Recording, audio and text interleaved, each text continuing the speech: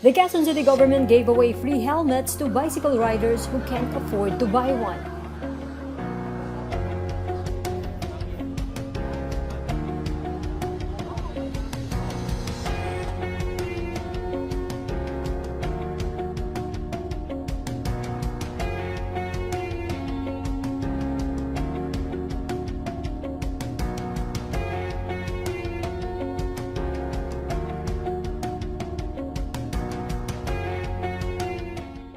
Bilang tulong sa kanila, nagbibigay tayong libreng helmet ngayon dahil in 2 weeks time, full implementation na nitong ating ordinansa na ito. Ibig sabihin, manguhuli na tayo.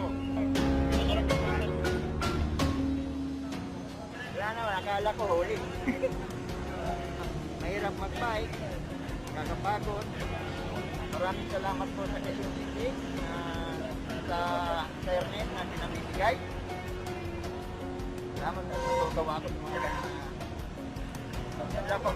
Wala sa Caloocan City. Ano po ang finance po? Dito po ako papasok sa Siena College Santo Domingo. Malaking tulong po sa pag-bike kasi una sa lahat, delikado po sa pag-bike lalo na mga sasakyan po. Hindi natin masabi na disgrasya. Kaya malaking bagay po ito na nagbigay po ng helmet. Mga bisikleta sa siklista.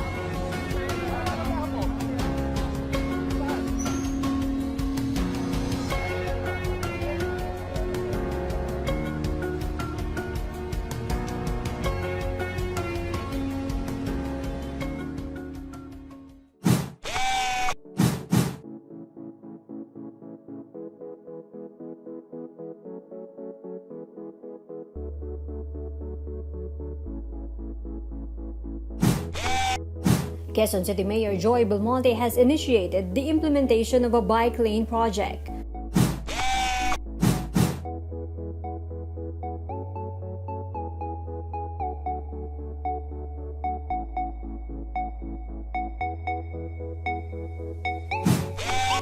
The project aims to provide a safe place for people who have shifted to biking as an alternative means of transportation amid the community quarantine.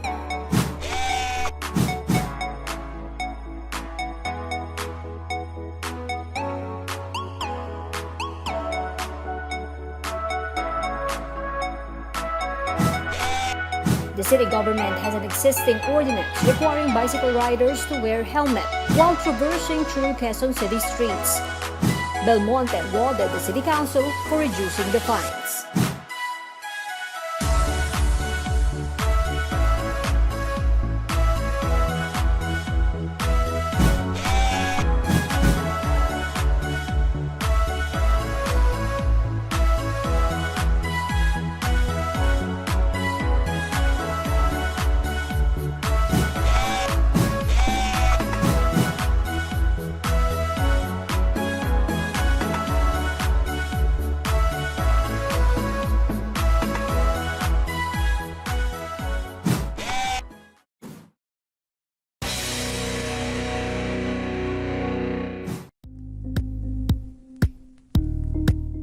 Thank you for watching Politiko TV. Please like and subscribe to our channel for more videos.